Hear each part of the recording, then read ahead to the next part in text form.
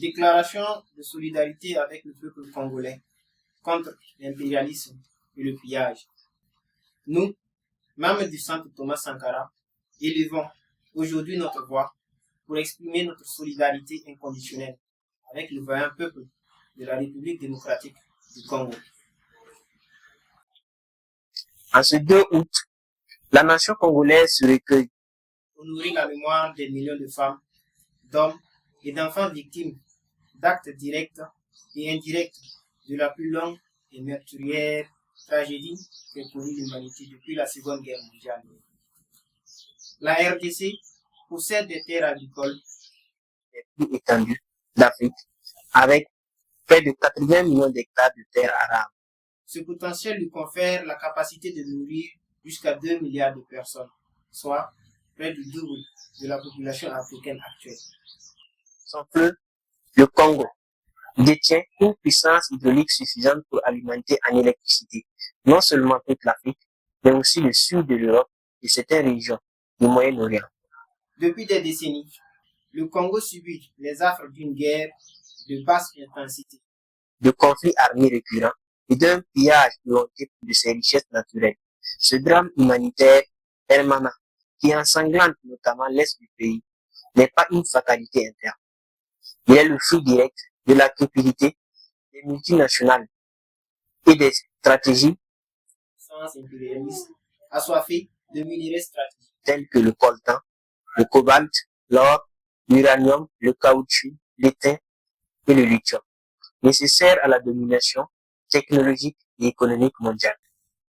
Malheureusement, même certains de nos frères et sœurs africains, voisins du Congo, ont trahi le cœur de l'Afrique au profit d'un gain rapide de collaboration néocoloniale. Le ciblage du Congo n'a rien de nouveau.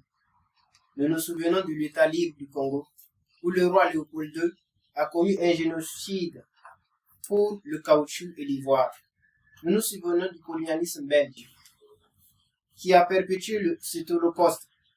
Nous nous souvenons du rôle de la CIA et de la Belgique dans l'assassinat du premier ministre panafricain Patrice Lumumba. Cette date, le 2 août, qui marque le Holocauste, est dédiée à la mémoire des millions de vies perdues pendant la première et la deuxième guerre du Congo, de 1996 à 2003. Le conflit international le plus meurtrier depuis la Seconde Guerre mondiale. Aujourd'hui, le Congo continue d'être terrorisé par des rebelles du M23 soutenus par le Rwanda et l'Ouganda qui ont annexé certaines parties du Nord Kivu et du Sud Kivu au profit ultime du capital occidental. Face à cette agression multiforme, nous déclarons ce qui suit. Nous condamnons l'impérialisme économique et politique. Nous dénonçons l'ingérence criminelle des puissances étrangères et de leurs substituts régionaux qui financent, arment et orchestrent le chaos pour maintenir le peuple congolais sous le joug de la misère et de la dépendance. Nous soutenons la souveraineté du Congo. Le sol et la terre du Congo appartient exclusivement au peuple congolais. Et lorsque l'Afrique sera unie, toute l'Afrique nous appartiendra à tous. D'ici là, le peuple congolais doit être le premier et principal bénéficiaire des ressources et des richesses abondantes du Congo.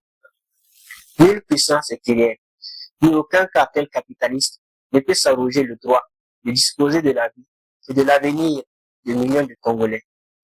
Nous exigeons la justice et la paix.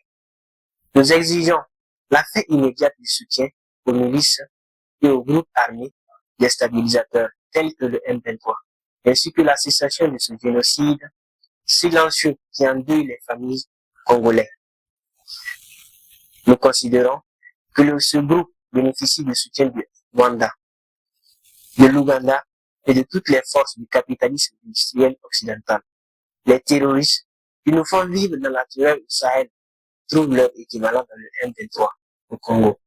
L'histoire a démontré, à travers le combat immortel des héros comme Patrice Lumumba, que la liberté et la dignité ne se négocient pas, elles s'arrachent. Le combat du peuple congolais est celui de toute l'Afrique et de tous les peuples opprimés du monde. Lumumba a déclaré cette phrase célèbre. L'histoire dira un jour son mot. Mais ce ne sera pas l'histoire qu'on enseigne à Bruxelles, Washington, Paris ou aux Nations Unies.